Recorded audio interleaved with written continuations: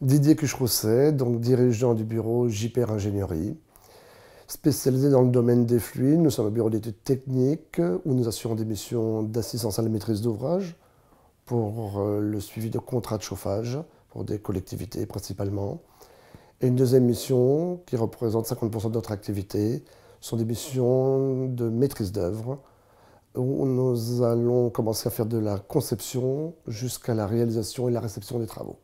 La partie d'AMO, donc assistance à la maîtrise d'ouvrage, c'est effectivement le domaine de l'exploitation du chauffage.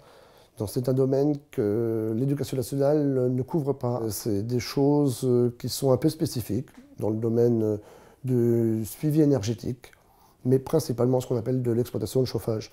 Donc les apprentis qui ont la chance de travailler dans notre cabinet font de la maîtrise d'œuvre classique, mais aussi participent et aussi suivent certains clients dans le domaine de la gestion de l'énergie. Donc le rôle de maître d'apprentissage, c'est d'essayer d'encadrer des futurs ingénieurs qui ont un fort potentiel et d'essayer de les mettre dans des situations concrètes en complément des formations qui sont données au niveau de l'ESIE.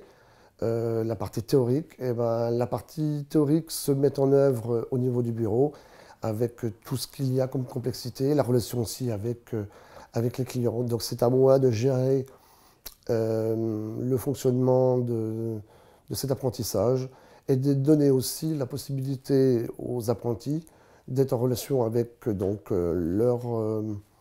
leurs collègues qui sont aussi partenaires et qui permettent aussi d'apporter la formation au quotidien. Alors, il est relativement protégé quand même par rapport aux autres salariés, il découvre le monde de l'entreprise. Alors, tout dépend à quel stade on se situe. Si c'est effectivement un apprenti qui est en début de formation ou en fin de formation, il devient autonome par les années et par l'expérience. Donc, au début, effectivement, il est un petit peu protégé. On essaie effectivement de l'encadrer au quotidien par mon intervention ou par l'intervention de mes collaborateurs qui sont très proches de lui du fait de la proximité des postes de travail. Et puis au fur et à mesure, il devient un peu autonome et effectivement, il devient presque, on peut dire en fin de troisième année, il fait partie de l'effectif et comme il est censé, donc c'est comme ça que je vois les choses, intégrer à terme nos équipes, je pense qu'il est totalement intégré. On est en relation quand même régulièrement avec les gens de la formation, de l'ESIE. Je participe aussi à des jurys qui me permettent un petit peu aussi de voir comment évoluent d'autres apprentis, comment ils sont amenés à amener des projets, comment on peut juger, comment on peut noter.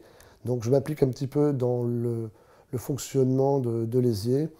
Donc je pense que je leur apporte la partie complémentaire que n'a pas le centre de formation, à savoir l'immersion en entreprise.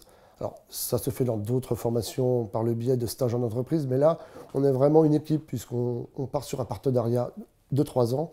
Et donc, on leur apporte à touche finale l'esprit d'équipe et puis après, toute la partie que fait une entreprise, ça veut dire le relationnel et puis notre expérience aussi. Et chaque personne du bureau apporte aussi une pierre à l'édifice. Et je pense que quand un apprenti sort de cette formation et au bout des 3 ans en entreprise, il est totalement intégré et il est prêt à commencer une vie active longue.